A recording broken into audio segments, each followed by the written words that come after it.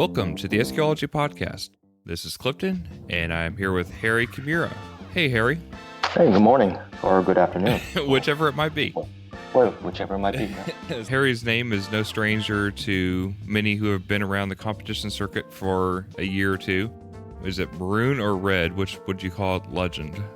Pearl red, I think. Pearl red, That's the okay. color. Okay. Yeah. So Pearl red, Acura legend, most recently been competed by Ben Vollmer, but obviously in a completely different iteration than the way it was back then. Harry and I used to talk all the time on, I think, ICQ chat in the late 90s, early 2000s, and then we kind of reconnected around September, and then he showed up out of the blue at finals. And we didn't get a chance to chat then, but we've been trying to do this for a little while now, and here we are. So, Harry, welcome. It's good to have you here and hear your voice again and see what's been going on. But give us, for those that don't know, give us a little bit of background on you and kind of how you got into car audio. Yeah. Thanks a lot for having me. And this is cool stuff. Back in the day we didn't have podcasts, so. This is definitely cool. In any case, my journey has been long. I guess I'll start out when I was a child. Everybody I've listened to in your previous podcasts have some sort of exposure when they're children. Right. Same with me. My grandfather was a music professor in Japan. I was born and raised in Japan, and so he was a professor, conductor of a university orchestra. Naturally, there's always some sort of classical music going on. When I was growing up, my mother was a concert level pianist, so she was always playing. And not to break the stereotype here, but Japanese children, they always learn to play a musical instrument. So I was one of them, and so was my older brother. So we both learned how to play piano at an early age. It started from there. Always had the ear for it. Always knew what a piano sounded like because I used to play one almost every day. And my mother live reference. Yeah, definitely. Because a lot of times when you're playing, you have to listen to the keystrokes and so forth, and make sure your tempo's right and all that. And my mother was, like I said, concert level. She had a really good ear on these things. She could definitely hear the difference between her piano and, say, a Steinway or something like that. We had a Yamaha, and so she was very good at hearing different tones, chords, bars, and the tempo of music. Very insightful as far as that goes. That was early days. I used to compete in a lot of things. It's always been competitive. So I used to compete in almost anything I could get my hands on, like chess or popcorn eating or stuff like that. Which I have a funny story about eating contests later, but I'm just going to go chronologically here. Okay. My family moved to Northern California when I was in high school, I guess, and I went to high school there. Went to UC Berkeley and majored in mathematics, applied math. So during this time, my brother, who was a little bit older than I was he had already graduated. But then again, he went to UC Berkeley as well. And so I only went to UC Berkeley because there was a competitive things with my brother. Okay. Because he's going, I'm going to go. We used to have matches a lot, him and I, with baseball or anything. So that was a natural progression, I guess. Right. Now, during this time, he had a car. He had like a 84 Accord, one of those early ones, hatchback deal. And he put 6x9s in it and had some cassette radio in it and stuff. And so he gave me a ride one time to school. And he put, I forgot what it was, just probably like some depressing song by the Smiths or something like that. And he had this cranked up pretty high. Right. And I was just like, wow, that sounds really clear. That sounds really, really good. And he was pretty proud of that thing. And that kind of stuck with me for a long, long time. So in any case, I graduated. Then I got recruited, wound up in San Diego. Okay. There. And that was my first job. At the time, I didn't have a car. I was mainly a bike guy. I was riding around on a Suzuki 750, and this was like early '80s, so it was before like the modern pocket rockets. Right. So I was riding around this thing, and I decided, well, I need a car, and so I had already nailed down this job in San Diego, so I knew there was income coming. So I decided, well, might as well get a car. So I went out and bought a 87. This was in like early 87. So yeah, it was a 1987 Volkswagen Scirocco 16 valve. Oh, nice. And had a set of run-out rims on it. And at that time in Berkeley, there was a stereo shop down the street from the campus. If probably anybody that knows the Bay Area will know this area, but it's down Telegraph Avenue. It's heading toward Oakland, and there was just a hole in the wall place that I used to walk by, almost every day going to school. I went down there and I didn't know anything. I was just, I wanted something better than my brother. Right. I saved up my money and I bought a system. It was like a Rockford Punch 12s or something like that, and a Rockford amp, and one of those big boxes in the hatch.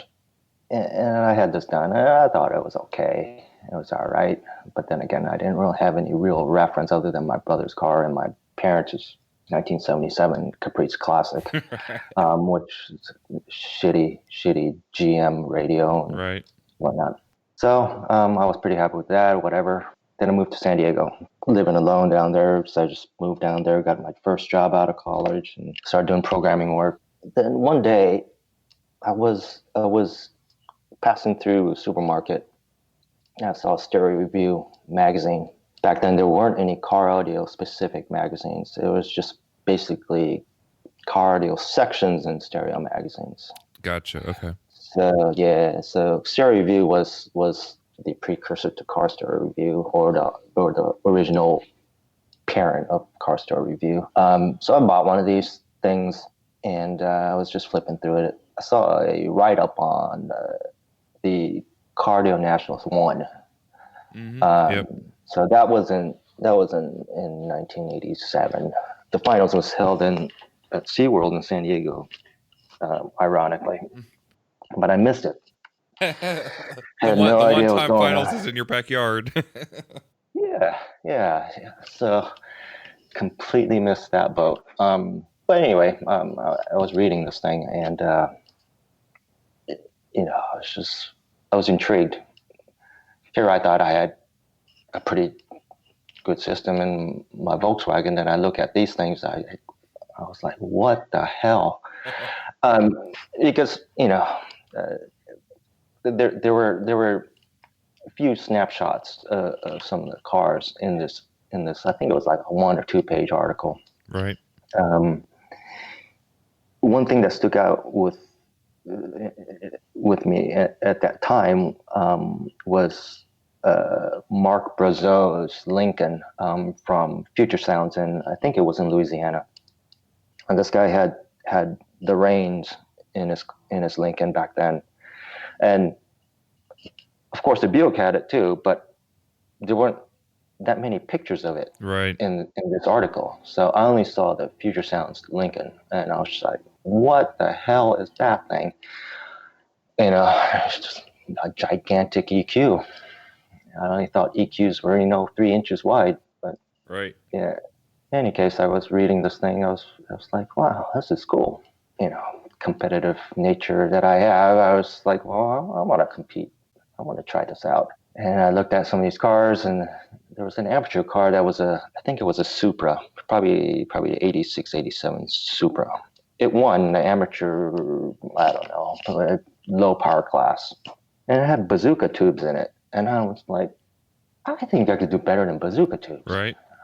I think I could put something a little bit better than that, or cleaner than that, or make it look aesthetically more stock than that thing.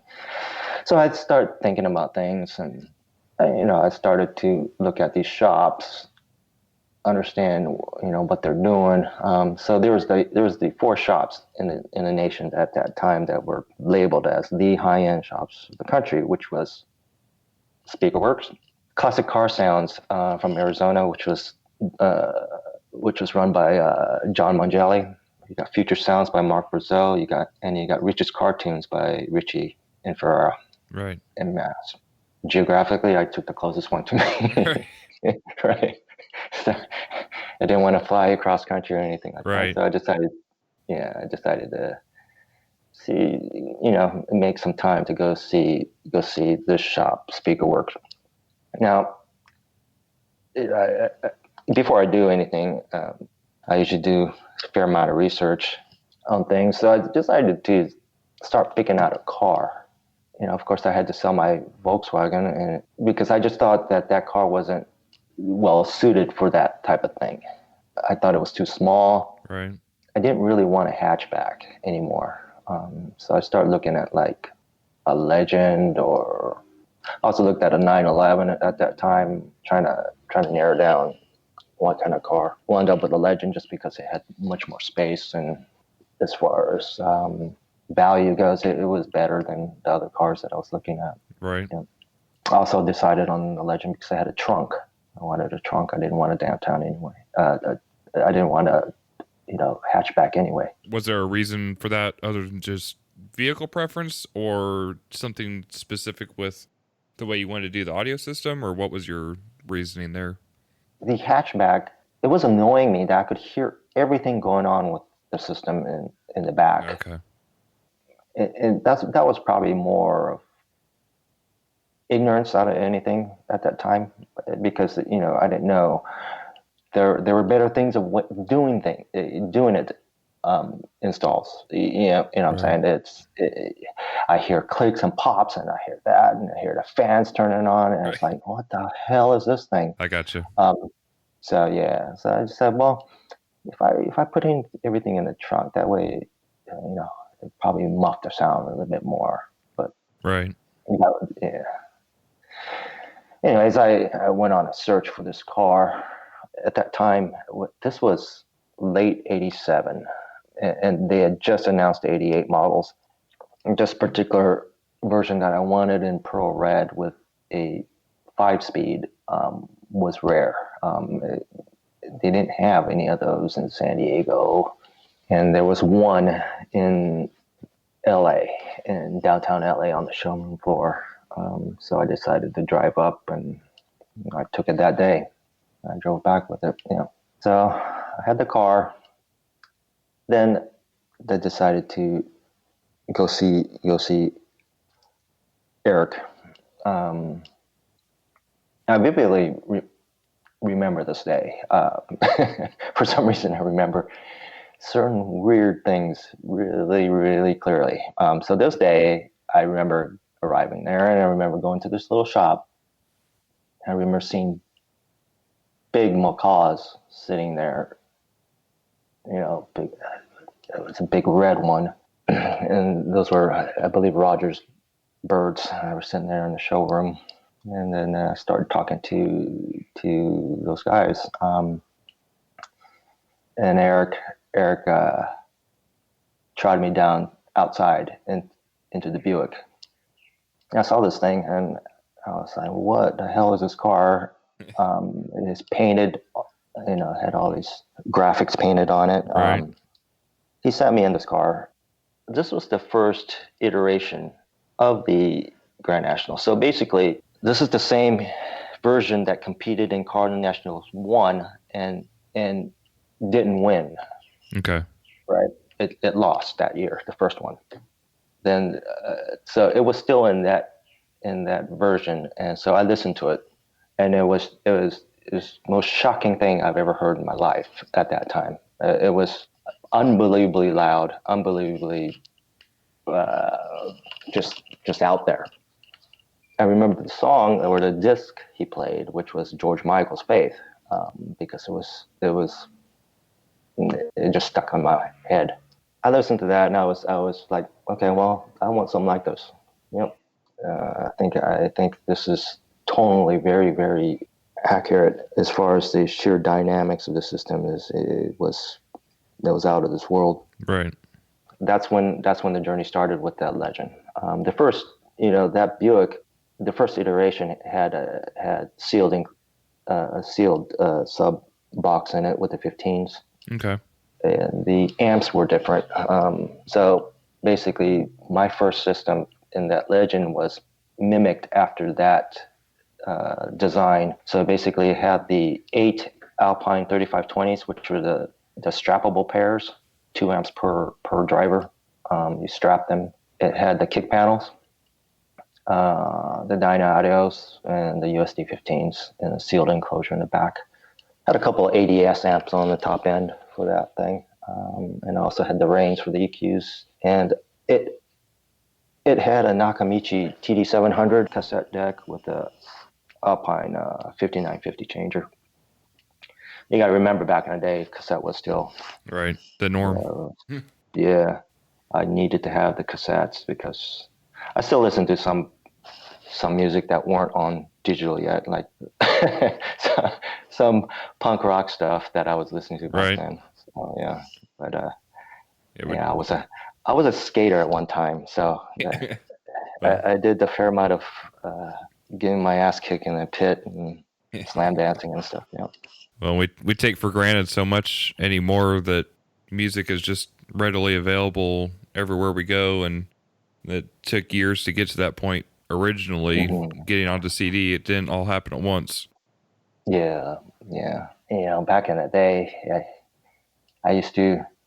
It's funny. Back in the day, you used to look at what kind of cassettes you're buying, so you want to get the best quality cassettes, right. Best magnetic tape technology, and the best noise reduction when you're recording it from your vinyl, and it was a nightmare back then. But anyway, that was the first system. And Speakerworks, they were already doing kick panels even prior to that, and they started in probably the late 70s doing kick panels in Porsche 911s. I think a lot of the cars decades later, they had kick panels. I think those people don't really understand where that whole kick panel thing came from, but I think Speakerworks was one of the first ones to really do that back in the day. Back then, a lot of people are still doing the doors and whatnot. Well, Speakerworks definitely seemed to standardize it and make the audience broader as well, to kind of educate what kick panels were and why. You have plenty of guys who are like, well, I was doing kick panels whenever, but I mean, Speakerworks definitely has a documentation to back it up. Yeah, if you look at their photo install logs, you'll see some of those cars, and you could tell by the pictures that they're in the 70s. At that time, I remember visiting them while they were working on my car, and I remember the Buick. Patrick Holdaway was redoing it. He was cutting some stuff out of the trunk, and this was prior to the 88 Cardio National, so it was probably early 88 or late 87. And I remember him cutting out the sealed enclosure and that old system. And I remember when he took out the box, it raised the back end like 6 inches. It made it look like General Lee from Dukes of Hazzard. It totally raked. I was like, wow, that was a lot of weight in that car, because it was really lowered in the back before. Anyways, I distinctly remember that. And they started redoing it, and it was really, really hush-hush back then, what was being done to that car, because they were really serious about winning the Cardio Nationals. This is when they put the AP box in there. Right. So this was back in 87, 88, and they swapped out the amplifiers to the 3545s. So my system was done, and at the time there was a guy working at Speakerworks, Danny Coons, who had a lowered Mazda B2200, I believe, had a system in it, and he was competing as well. And he suggested me, wait, why don't you compete with this car? I was like, well, yeah, I was thinking about it, and what do I do? Where do I go? And he kind of showed me what I needed to do, what to expect, got me prepped for it. Then in San Diego, there was sort of a prelim event. So for Cardio Nationals, you have to show up and you have to sort of like, I don't know if it was getting approval or it was like, oh, okay, you're good enough to compete in this thing or whatever. Right. So I showed up at this thing and I had no idea what I was doing. I was just told to take some pictures and just show it to them and just tell them how to work the system. So I didn't know what I was doing. I showed up with a Long's drug, photo packet thing, after getting a 1 hour photo done or whatever. Right. I just said, here, look at these, and that was it. Yeah, I was stoked. I got approved or whatever. Right. I don't remember much about it, but it kind of prepped me on what was going on. Back in that day,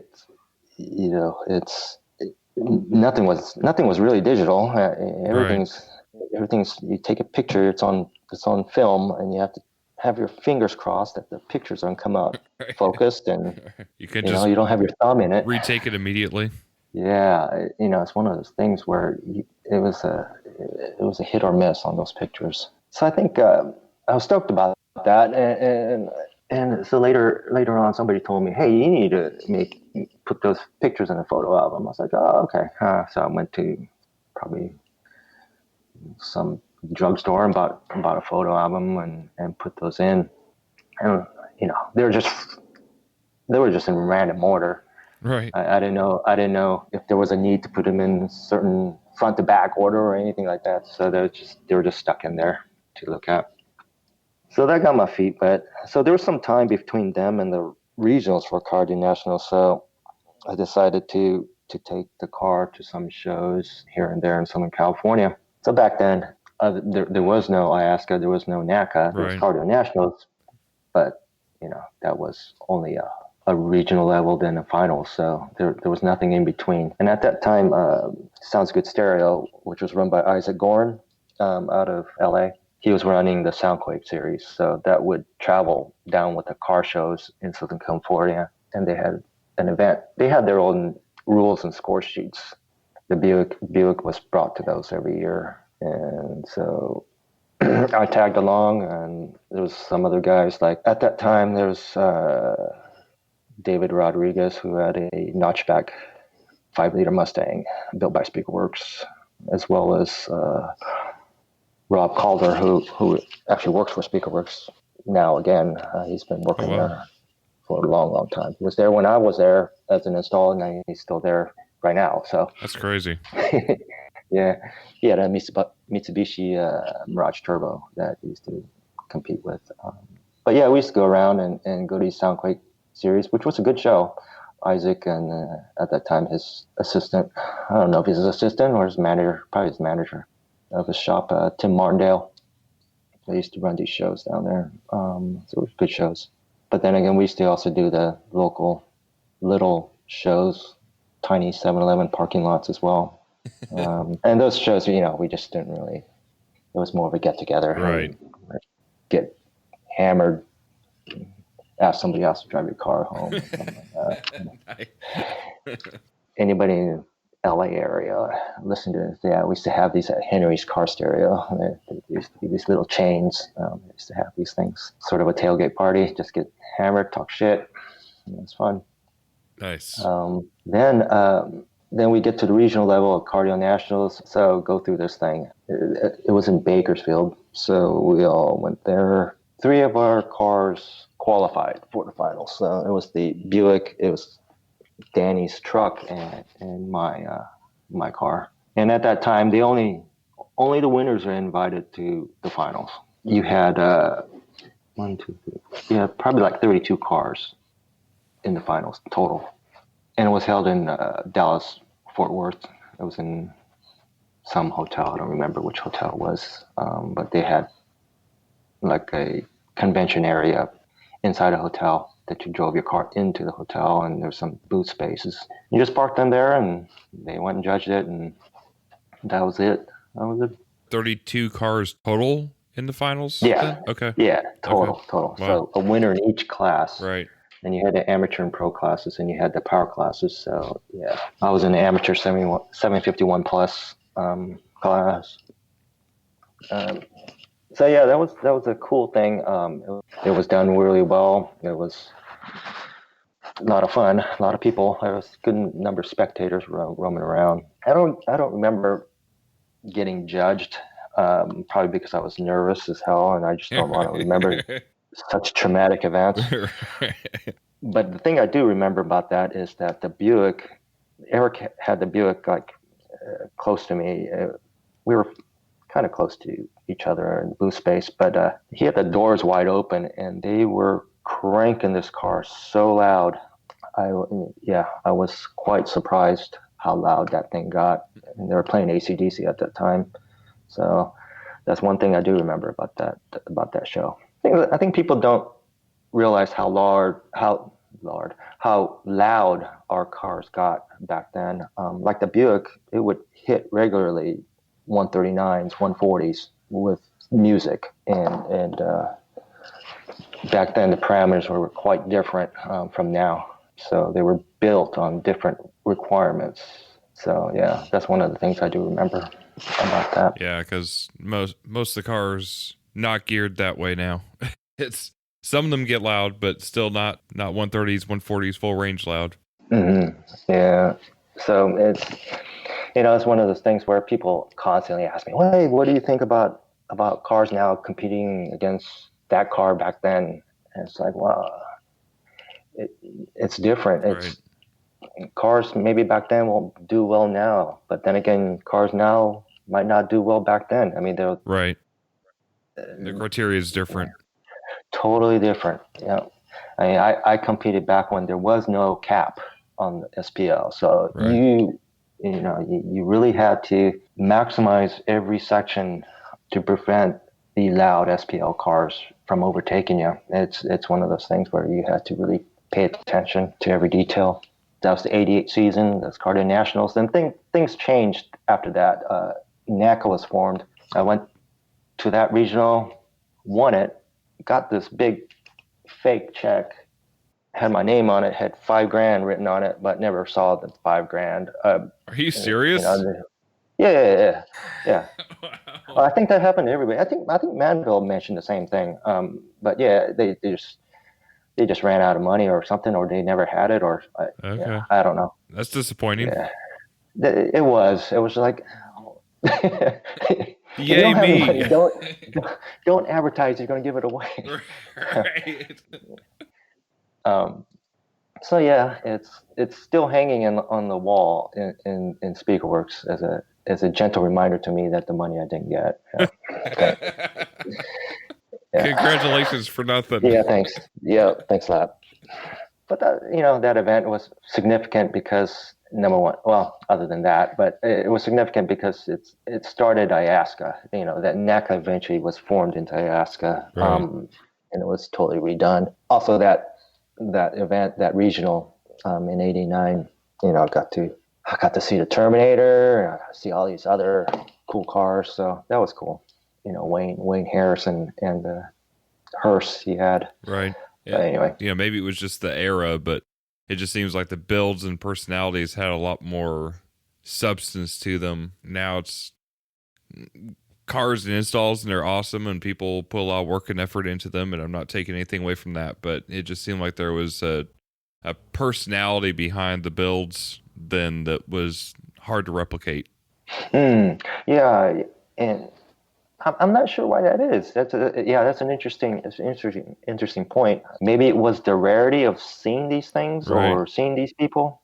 Yeah, and now with social media and all that stuff, which I'm no part of. You see things fairly regularly and often enough that maybe it desensitizes people. That could be. I don't know. Yeah, I have no idea. It's one of those things. Yeah.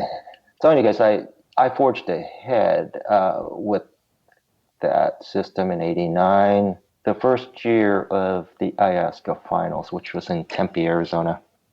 Now, Tempe in October is pretty freaking hot. Um, and we were out on, I think it was soccer fields or football fields out in the open. There was no shade, so the lanes were in the sun. There were tents at the actual judges point, but other than that, you're baking. I remember that, and I remember meeting Richard Clark there. He was with Patrick Poovey and Danny Inman. Danny had an Accord out of Georgia, I think it was, and Patrick was with Richard, I think. Richard had his Cadillac back then, Right.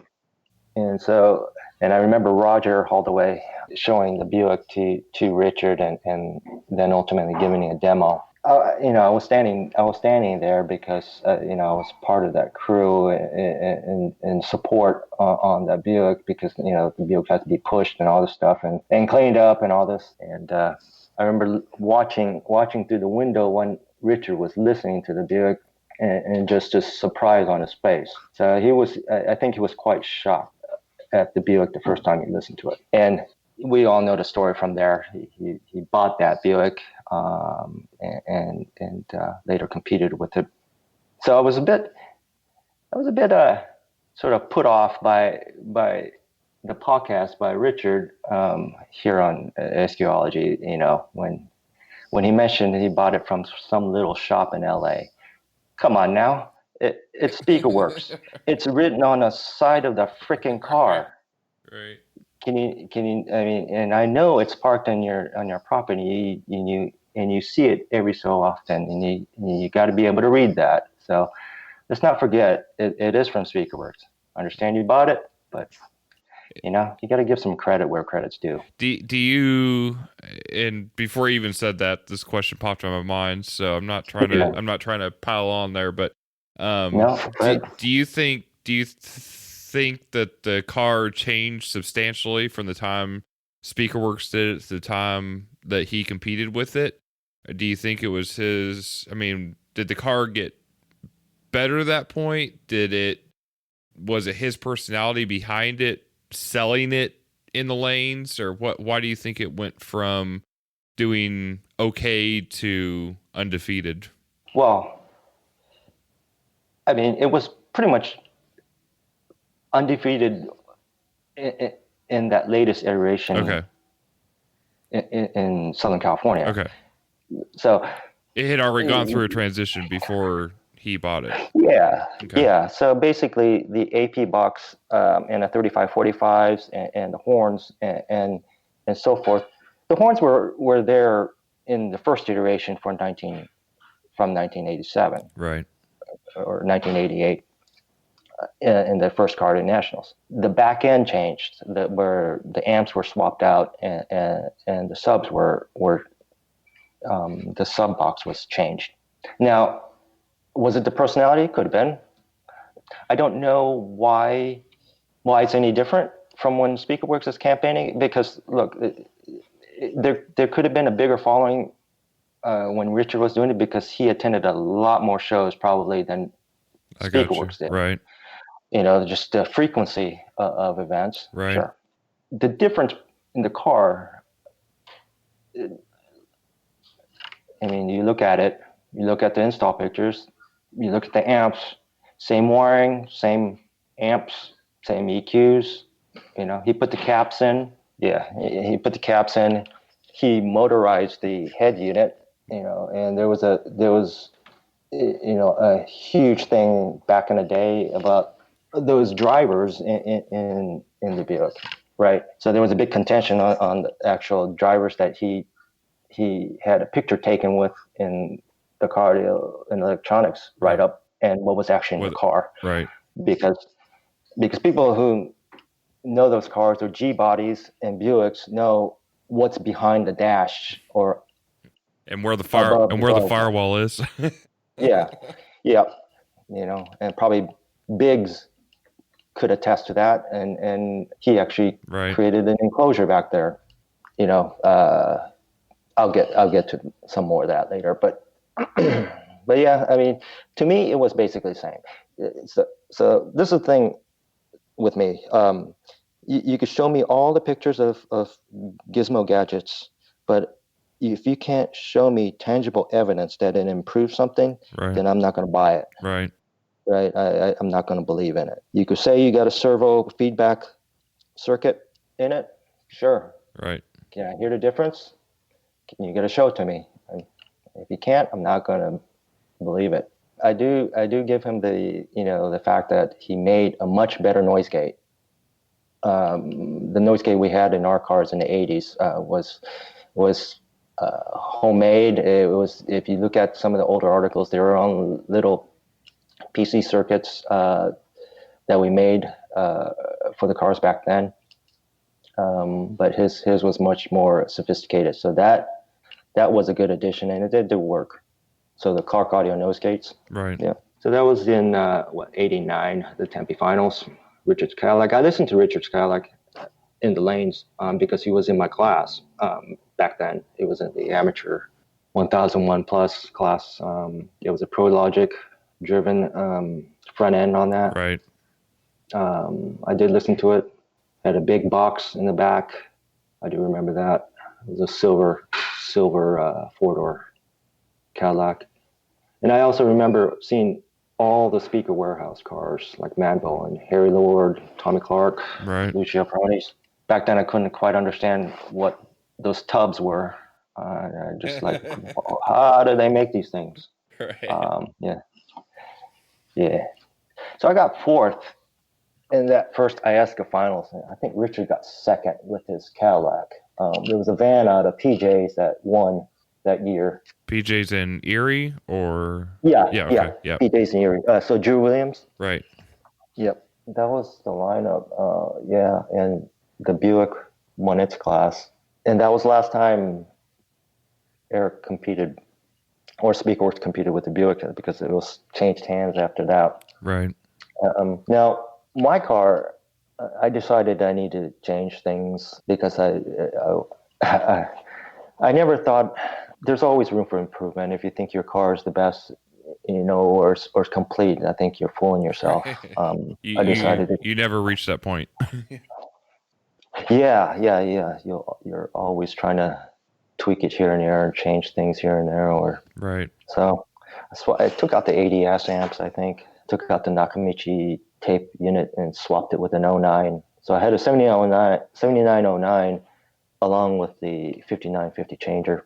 I think my alternator got toasted, so I had a custom one built by Wrangler. When Dennis was out there in California, I went to his place and he machined out a Chevy small case GM alternator for me and fitted in that Legend. So yeah, I got that done.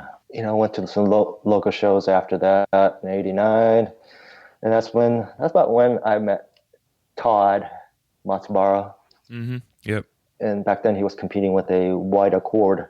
We started going to shows together and stuff.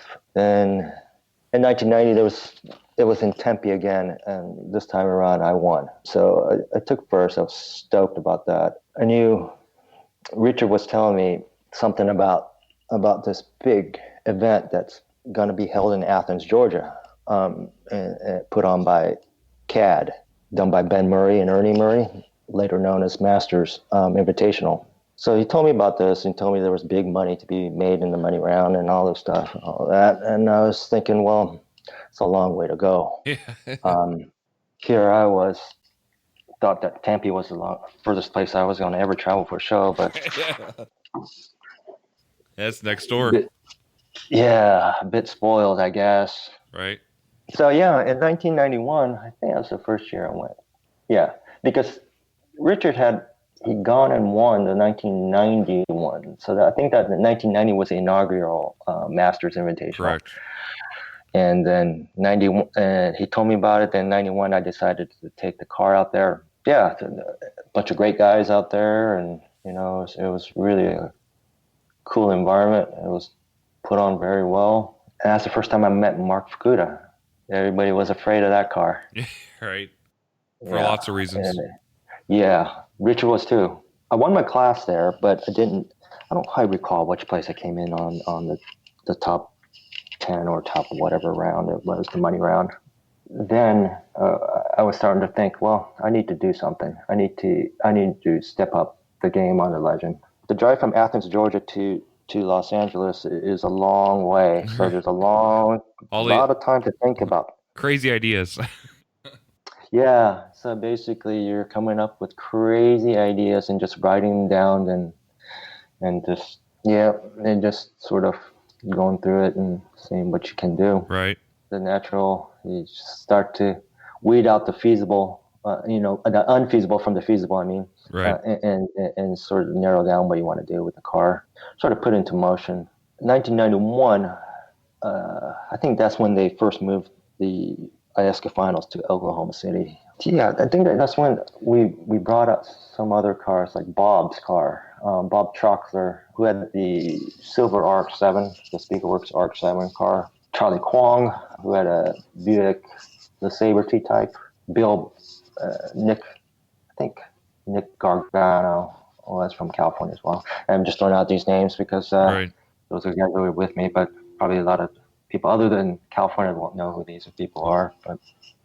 But yeah, I remember in '91 is when I remember Richard bringing the Buick out, and we were staying in the same motel. We were tuning the cars out in the parking lot, and Richard was out there, and there was a lady with him. I didn't know who she was at that time, and I got introduced, and I later asked, and I said, "Oh, I think she works for him or something like that," and that was Ellen Threatt, Yeah. who is now Manville's Right. wife. But at the time, I just remember her talking to her, and I came away thinking, wow, she could hear a lot of things. She knows what she's. And explain it. Yeah. It was eye opening. I was just definitely on a different level as far as hearing and detecting things. So yeah, that was incredible. So anyways, she went through all the cars, listened to them. Yeah, that's when we sort of cleaned up from our side that year. So I think Bob won, I won. Yeah, the Buick won that year as well, I think. Yeah, so that was a good year, Oklahoma City. I do remember that at that time, still we're not in the digital age yet. I remember going to downtown Oklahoma City looking for a Kinko's to redo my photo album. Thank goodness for 24-hour Kinko shops. Those come in handy for finals. Right. Yeah. They I don't know still if you do. guys. Yeah. Okay. Okay. Yeah. Now I'm sure a lot of people are utilizing tablets or whatnot, but back then you had to print everything out and line them up. And, back then they had a summer CES back then in Chicago, so they invited all the winners there to display. Okay. Yep. We wound up going to Chicago, so there was, Richard was there, I was there, Todd, a lot of the winners, and that's the first time I actually sat down and talked to Fish. He was like the craziest man I ever met. I mean, he would just talk so loudly and just say whatever Right. he felt like. No filter. No filter, that guy. I do remember we were in a restaurant in Chicago with Richard Clark. I think Dennis Statz was there from Dolby. And we were in a pretty fancy steakhouse. And I might be mistaken, but I think it was one of Jordan's places, Michael Jordan's places. Okay.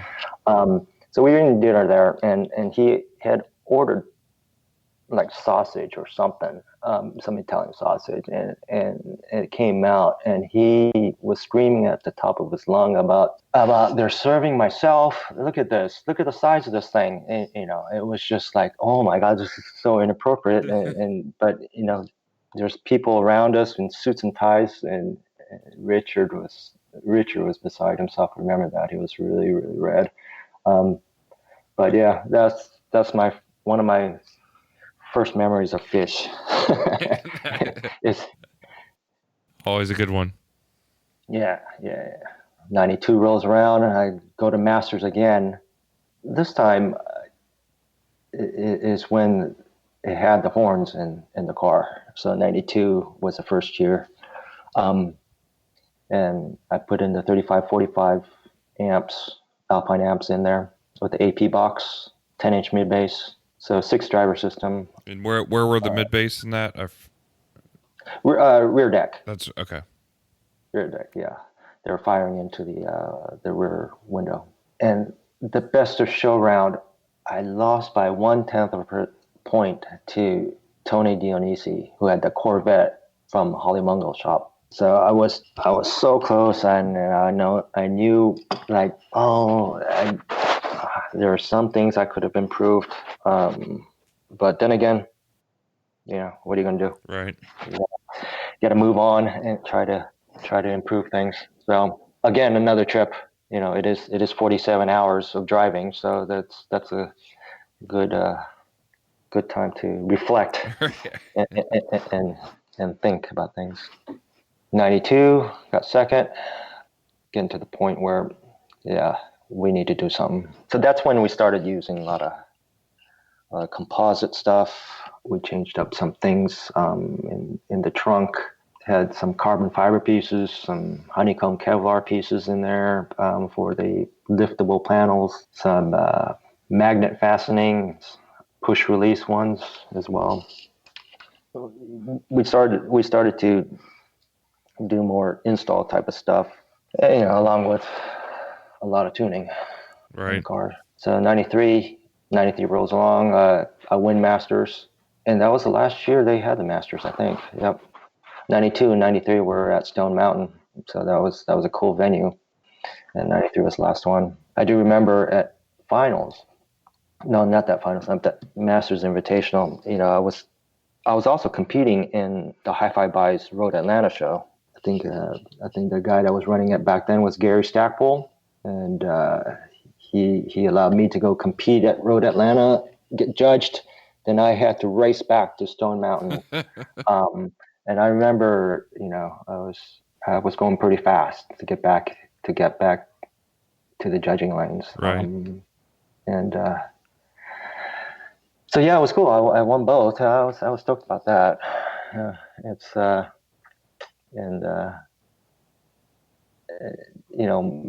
Masters thing was probably one of the most memorable things with competing in that cars, because you're pitted against everybody, right? And you're judged 5 times, 5 install presentations, 5 sound judges. You're doing RTA and SPL, and it's all of that. So yeah, that's pretty cool. And 94 was the last year that I competed with that car. I switched to pro, got beat by Chad Clodner's Mustang, which was a nice car, really, really nice car. So I decided to retire it. Then I sold it to Speakerworks. Then they changed it into a demo car. So they had, they swapped out the amps here and there to demo systems in it. Right. That time I bought a GN. I bought a Grand National myself. Oh, I didn't know that. Yeah, I had one for a while. Then I wrecked it. Then I was freaking pissed. So I just sold it to the mechanic next door to Speakerworks. I was saying, take it off my head. I don't want to see it anymore. Right. Then about 95 on, I started to judge shows. I did the IASCA finals in Dallas. I did the first IASCA Japan finals. Okay. Back in the mid 90s. Which was a lot of fun. Then I started doing training, judges training and stuff. Basically, do whatever I can to help, contribute. Right. But yeah, it's been a fun ride. Those things always have the itch to compete, but you always have to. A lot of times, my ideas don't quite work out, and you gotta go back to the drawing board. And it's one of those things. Someday, maybe. I believe you'll be out there again one day. Hopefully, yeah. Yeah, but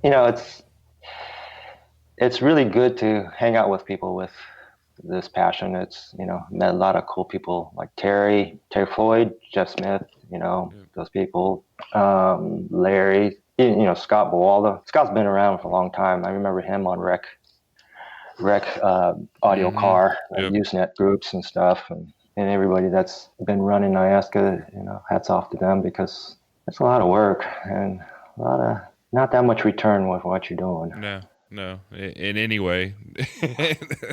But mostly Yeah, just grumpy people. But yeah, yeah. But yeah, it was cool to go back out there this year yeah, and just pop in yeah. and see what was happening. Yeah. So what was your impressions? I mean, other than the fact that it was, it's basically in a barn in Kentucky, but what was? Did you get to hear any cars or?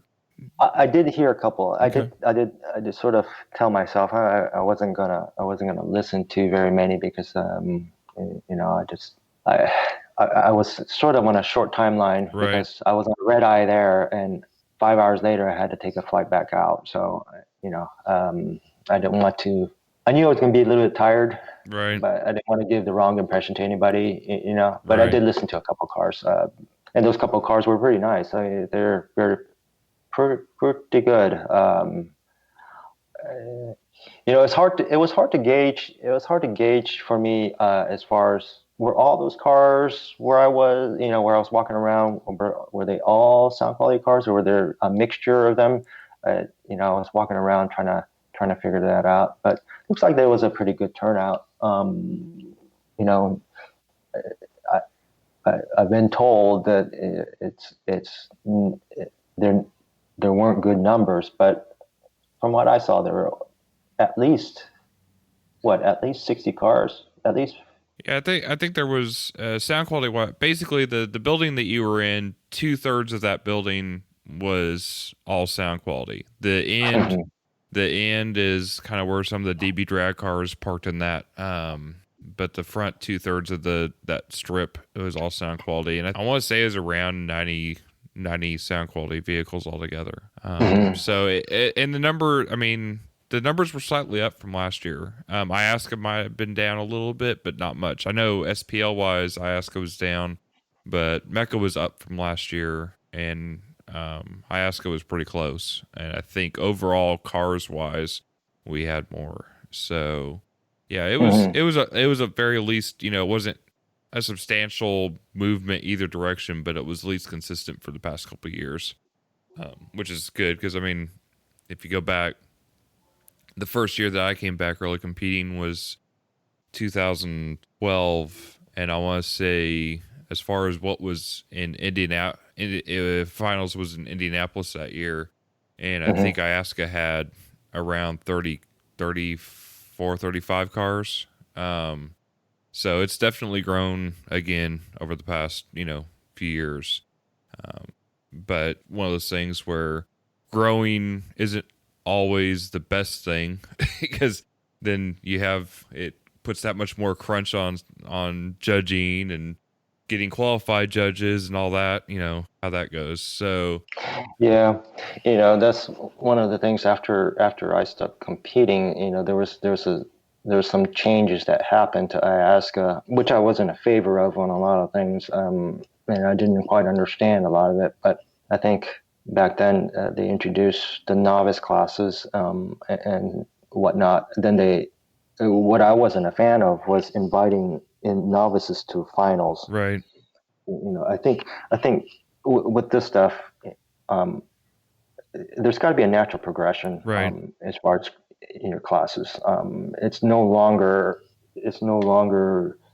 who works in the industry or not. I don't think that really matters. right, It's based on your ability and your track record, and I've always sort of thought that should be the way. You competed. It was you start off and everybody starts off with amateur, and based on your record, you get promoted to pro and whatnot. Now, of course, what's the incentive here? Back then, a lot of people thought, oh, I could win prize money, but well, it costs more to travel than what you're getting right, right. in But first place. by the time you do your system and you travel and everything else, and then have a chance to win, yeah, it's not. You're not going to. It's not. That should not be the motivating factor. Yeah, so winning $3,000 at finals, yeah. Thanks for the gesture, but I Right. mean, that's not covering food. Right. Um, it's so yeah. Hopefully, well, now that the news is out as far as the changeover with IASCA, hopefully they could do something with the classes. I don't know. I mean, I'm just speaking for myself. This is my opinion. I just think now would be a good time to look at that again, make sure it's done right. Right. There's certain things that don't make sense to me, but then again, I'm looking. It's just my opinion, Well, and a lot of the. I mean, I think when IASCA's class structure makes most sense when from really the install side, and so when you take when you separate install from sound, it creates very few differences in the class structure just based on sound. Mm-hmm. So I think that's been where things have kind of made less sense now than they used to, because that's never really been completely restructured, from the ground up. It was kind of like, here's the classes, and then install and sound were separated as different formats. But the class structures weren't really revamped since that happened. So, I mean, like the difference between amateur and pro-am, for example, I mean, basically one of the only differences is, okay, well, in pro-am you can have seat rails and in amateur you can't. But other than that, there's not, at least with install attached, and you had, different creative element points changed. A lot of the structure and the points and what you could make in install would be kind of what flexed you when you moved up a class. Whereas when it's just sound, well, you're still just handing your keys over to somebody and letting it roll, so. Yeah. I just think if you're going to do sound quality only, maybe that's more of a sort of teaching or training classes or something like that to get them used to tuning cars, But I think at the big ends of the spectrum, as far as competing at the national level, I think you got to incorporate a lot more than just sound. It's got to be a show car, and I don't know. I just think it needs to be sort of looked at, reevaluated. But then again, maybe not. I don't know. Right. I'm from a different era of competing. So if I were to build something, I would build something, make sure it competes in all areas, because that's what I'm used to.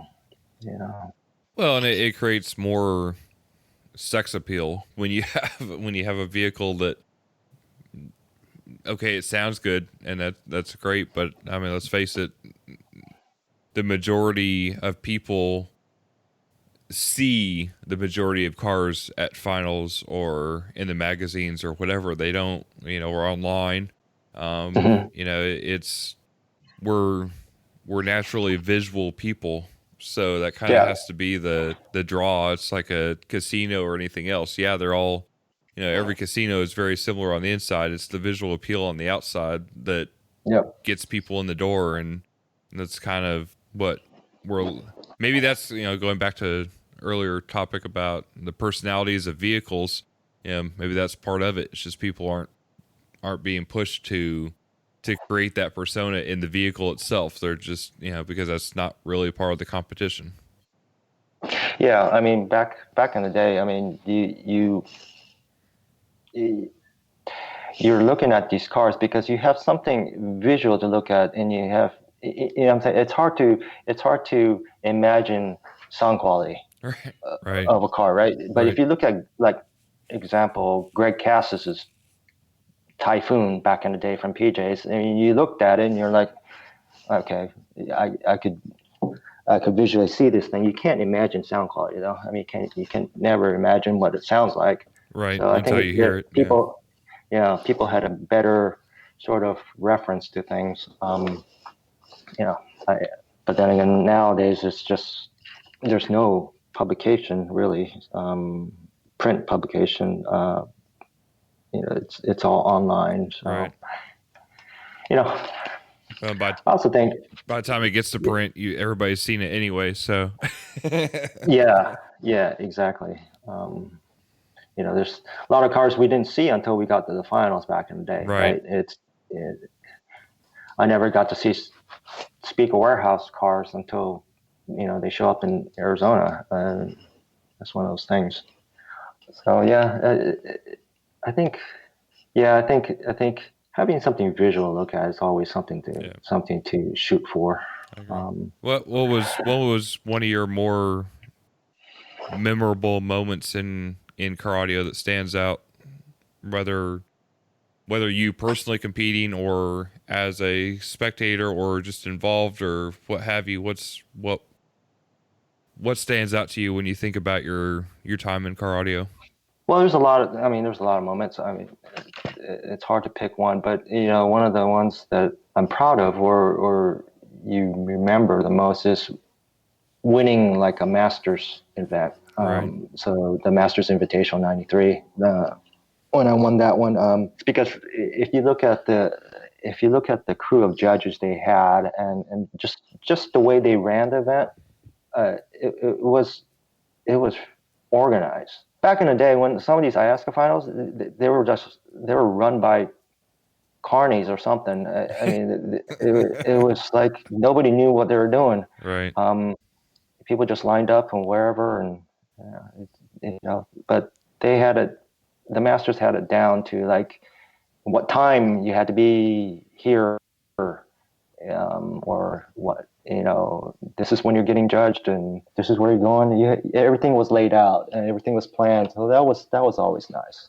Just a crew of judges that they had. You got some famous names in there as far as their judging crews. Ken Koga or Chris Dragon or Larry Frederick. I mean, there's some big names that showed up. So yeah, that was memorable.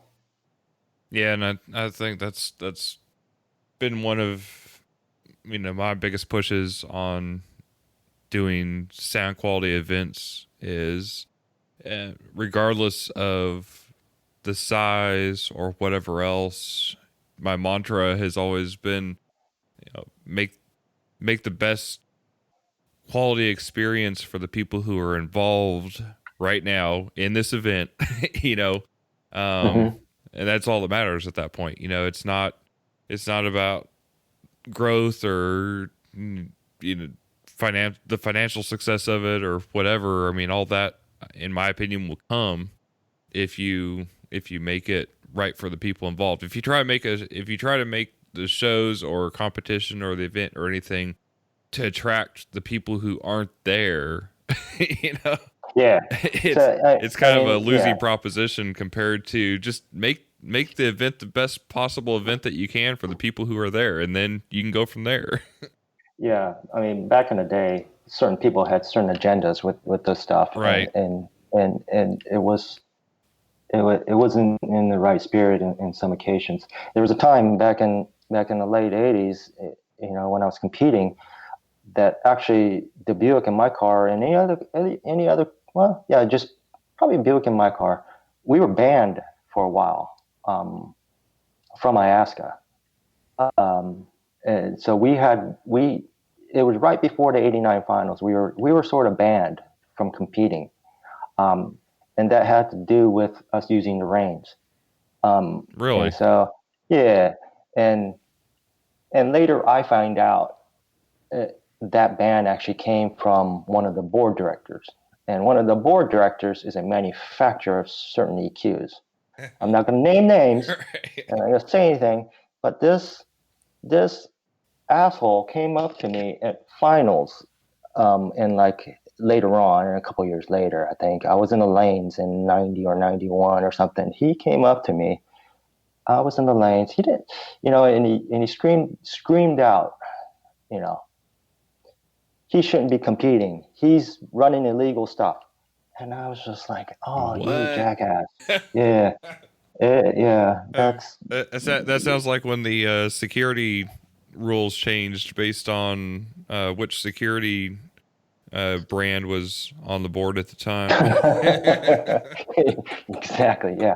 So, I mean, it's, if you take out all that political bullshit, I mean, I think it'll work out fine because Yeah. you get a group of passionate people, that like to get together and show things and. Well, and I think now there's a happy medium because, or at least there can be if everybody's Mhm. included. Because I mean the brands that are involved that remain are there because of the passion.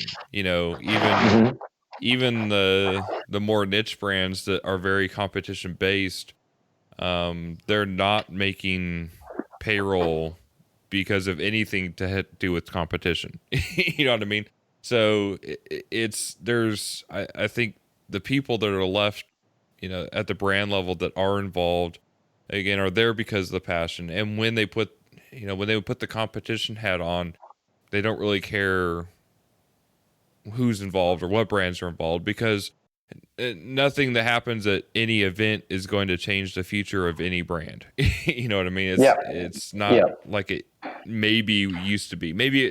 I think so. A lot of that was perceptual in people's minds even then, but it might have bigger influence back in the day than it does now. But regardless, I mean, I think the majority of people now are in it for the passion and for the right reasons and trying to do the right thing. And for the most part, it's pretty clean in that regard. I mean, I competition as far as kind of being at its core nucleus is at a very good point right now. Yeah, I mean that's an interesting point because nowadays, even a few years ago, when I was judging and stuff, in the mid 2000s, people are nicer now, Yeah. right? Back then in the 80s and 90s, it was pretty cutthroat, and Right. there are a lot of talkers. I don't do so much talking because I don't like to spout out things. I just let my car do the talking, but Right. it's just there's a lot of bad mouthing going on back in the day, Mm. which doesn't happen now. I mean, I know, I talked to just past finals that I went to. Everybody's really, really nice. Everybody's cool. Everybody's having a good time. There's no. Yeah, and the little bit of talking and whatever does happen, the I guess kind of the good part is that with social media now, everybody knows about it as soon as it's said, regardless of where it was Hmm. said. So there's Hmm. some transparency to it in that you're not really going to get away with any secrets. So Yeah, yeah, whether that's good or bad, it is what it is. There's no secrets anymore. So in my opinion, it's good on the whole because it keeps those things from it short circuits things from getting out of control, and it allows everybody to kind of react to the situation if it does come up. But yeah, I mean, any the most major thing that seems to happen anymore is a math error somewhere or something like that. It's very rarely a big political to do. Some people might think it is, but I think for the most part, I mean, I've scored a lot of score sheets from a lot of different judges, and I don't see any trends to back up anybody really being purposely biased. You know what I mean? It's just everybody does their best. yeah, yeah. I mean, you don't have guys like coming to look at your trunk and spilling water in on their amps purposely. Right. That used to happen. Yeah. I think that's what caused a lot of people just close their cars back then. Right. And people nowadays say, oh, those guys were jerks because they never had their cars open. Well, There there was was a a reason. reason for Right. that. If you ask me, you know, anybody that's known me for all the years or has sat in my car when I demoed it, should know that if you ask me, I'll show it. But it's Right. just like I'm not gonna open it and just walk away because I've seen shit like that happen. Right. So, Yeah, oh well. it's a different climate, but I mean, I think both sides. I mean, that's what's great about guys like you are, able to still be involved and talk about it and this because I think it's both eras are kind of different things now, but they both have a lot, knowing more about our history and knowing more about where we came from and how we got here and what worked and what didn't work then definitely helps shape the future of what we're doing now. And it's I really got involved heavily in car audio kind of after you had stopped competing, obviously, but I think I've heard since then, for the past 20 years that I've been doing it heavily, that every year for this past 20 years was going to be the last good year of car audio, and it's still here and it's still kicking. Yeah. So Yeah. Hopefully, there's always going to be diehards, and it's fun. It's a fun hobby. absolutely. So do you have any musical choices to share with us that you might be able to expand our horizon on tracks to listen to when demoing or evaluating a system? Yeah. Screw that Rebecca Pigeon thing. That's the piece of crap. Damn it, Mark Eldridge. Yeah. That's junk. No. Yeah. There's a few pieces like I used to use Mark Cohn's occasionally. Walking in Memphis, Silver Thunderbird. You got that. What else? Jennifer Warren's famous blue raincoat. Right. A lot of the Sheffield stuff I used to use for demoing, but let me see here. I'm trying to see what else we had back in the day. We used to use Linda Ronstadt and the Aaron Neville one album, "Cried Like a Rainstorm." Mm-hmm. Nothing new nowadays. I just usually use the old stuff when I'm listening or do some critical listening. I don't know if it's new or if it's enlightening to anybody, but Dire Straits, Brothers in Arms, it's always a good album. Definitely. Some of the orchestral pieces, like Tellart pieces, are good too. Yeah, that's about it. There's nothing special. I used to use some tracks for Frankie Goes to Hollywood tracks for dynamics and stuff, but those are hard to get now. There's definitely some pieces are really hard to get now. Right. I had to find some of these off of eBay and stuff, and paid god awful amounts for certain pressings because they changed between pressings. Right. 10,000 Maniacs, in my Tribe album. That's a good album. What else? That's about it, I think. I did say Tellart. I did say Sheffield. So yeah, that's about all I have. Do you have any advice to give for somebody who's starting out in competition now, just based on your experience? Yeah, whether it take you a year, 2 years, 3 years, just take your time designing your system. I think you've got to have a plan. A lot of times when you run into something and you haphazardly jump into anything, you spend more time band-aiding it than having it doing right. And what should have been done right the first time. Right. It's the same with I do programming work, I do engineering work, so there's a fair amount of planning. A lot of times the planning takes longer than the actual execution of things. So that's where I'm coming from as far as engineering, right? And also, nothing's going to be perfect. Like they say in engineering, it's a carefully orchestrated set of compromises. Right. Absolutely. It's never perfect in every aspect of the project. So you've got to take your time and put it together the best as you can. Um, competing is competing. Whether it be, oh yeah, I never got to the whole competing thing. I used to compete in everything. I Yeah. did. I did compete one time at Speakerworks, and if Eric or Patrick listened to this, and even Billy Vickers, who I competed against this eating contest, I'm very proud of eating 9.5 Big Macs in 1 hour. So I I, I, Nice. I did that. Yeah, I was trying to reach 10, but I just couldn't. It just couldn't happen. And for anybody Um, that hasn't met Harry, he's about the size of a toothpick. So,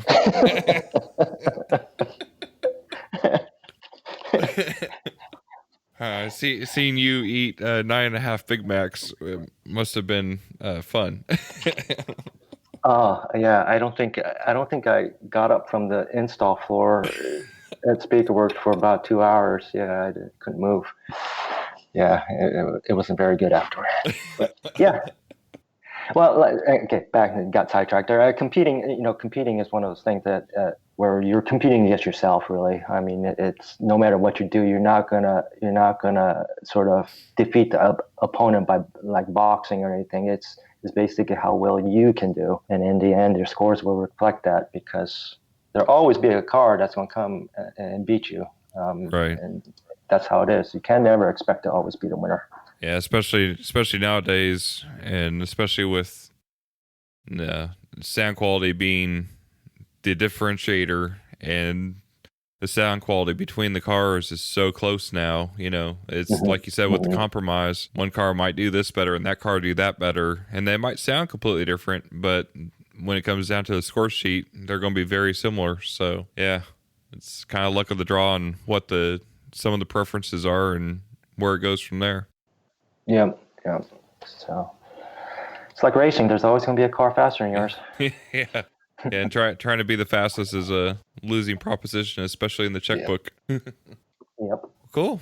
Well, hopefully we'll see you back out in one way, shape, or form, whether judging or at an event or competing again. But regardless, it was again good to see you in unexpectedly in Kentucky not too long ago, and maybe you'll surprise us again one of these days. Yeah. Oh, yeah. One of these days I'll pop in again when you least expect it. Yep. Thanks for having me, though. So Surprise. this is great. All right, man. You take care, and we appreciate it, and we'll chat soon. And one last word, Yeah. Gary. Gary, I didn't beat your 2.5 hour record, so be rest assured. Mine's only an hour and 45 minutes, so There you it's go. okay. All right. Well, we can always come up with another bunch of stuff and have a part two that makes it. So, All right. There you go. Okay. all right, brother. Thank you so All much. right. Thank you. Bye. Bye.